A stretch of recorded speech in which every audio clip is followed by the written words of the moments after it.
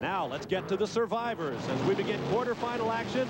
Here is the biggest dog on the Top Fuel porch thus far this year, Pontiac Jack Ostrander, who leads the points coming into the weekend, although he is just the #2 qualifier. His opponent in the first round, the team car to Rhonda Hartman-Smith's. In fact, the car she drove last year, now in the hands of Indianapolis trailer builder Bruce Litton.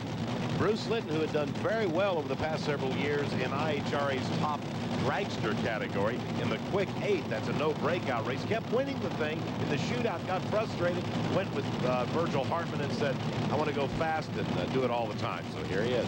Litton in the black car in the far lane, the #7 qualifier. Ostrander in the near lane leads by just 200 points over many-time world champion Doug Herbert. Ostrander probably looking over his shoulder a little bit here. He needs to win this round.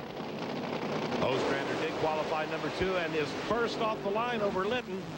And problems for Ostrander, has to get out of it. The rookie Litton motors through to the round win. Not bad with a 5:34. The Hartman gang is in this shootout. Well, they are a two-car team, so Virgil Hartman will be able to devote all of his attention to that black dragster. On the left lane, the red car of Ostrander, you see, hazing the hides early. So the points leader is gone. As we move on to our next pair, this is Rocky Epperly from Riviera, Arizona, going up against Wayne Bailey from Lake Orion, Michigan. Burning both cars out. The function of that burnout is to heat the tires up because friction makes for more traction. And these special compound tires that Goodyear has designed for drag racing have to be hot or they won't work. If they don't get them hot enough, you'll see them go up in smoke again, only this time during the race. Epperly in the white machine, fielded by Diesel John Carey. His Michigan-based operation once was a 2, sometimes a 3-car team. He's back to 1 car for Epperly.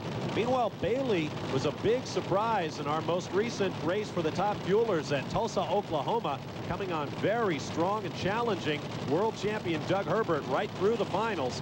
He will now go up against Epperly. Bailey, the #5 qualifier, Epperly #4. Oh, front wheels in the air, but to no avail on this particular run.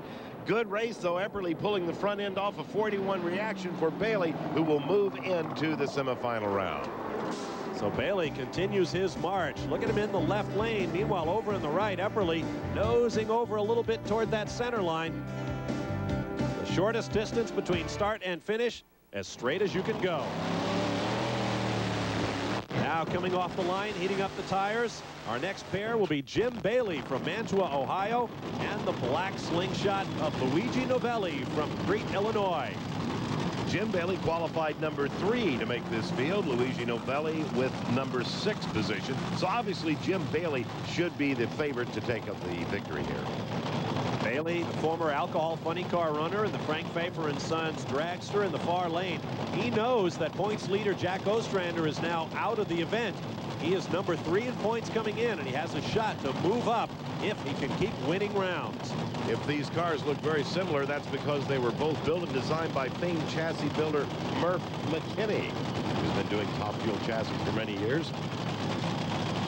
Identical right down to the wing. With a thunder that only a nitro-burning car can make, they are away. Bailey just drives away to the win. Ah, but what a win. 5:13 as he sets the pace for the field at over 280 miles per hour. And that 4:68 reaction time, the best we've seen thus far. Now our final pair, that man, world champion Doug Herbert from Cherryville, North Carolina. He is also the defending Spring Nationals champion and #2 in points coming into this weekend. His opponent, Butch Blair, #9 in points coming in out of Martinez, California. This is the #1 versus #8 qualifiers. Herbert with the advantage. Now, the thing Brett pointed out earlier about the daytime running and the nighttime running is becoming rather evident here as the best they're turning is teens thus far. Jim Bailey with low ET eliminations at 5:13. That #1 qualifying position by Herbert was a 5:07. Ostrander ran a 5:08, so you're seeing the difference.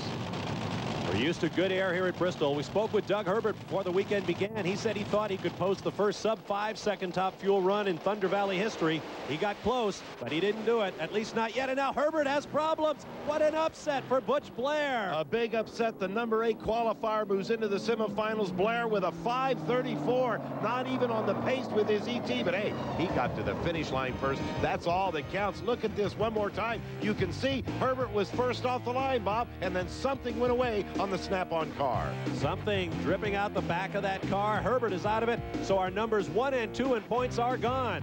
In the semifinals, Wayne Bailey will have lane choice against Butch Blair, and Jim Bailey will have lane choice against Bruce Litton by virtue of his quicker elapsed time. Now here's Brett Kepner with